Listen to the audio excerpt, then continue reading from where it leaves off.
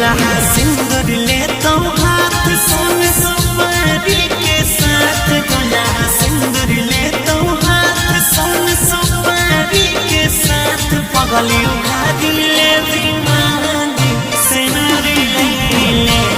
आवी जाइए मुँह में आगिया हमारो के दे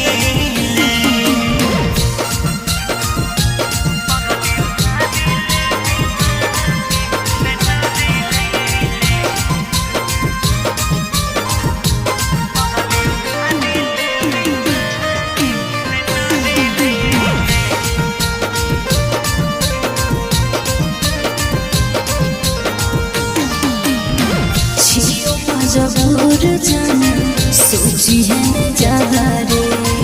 दिलवा तोरे के हम रहो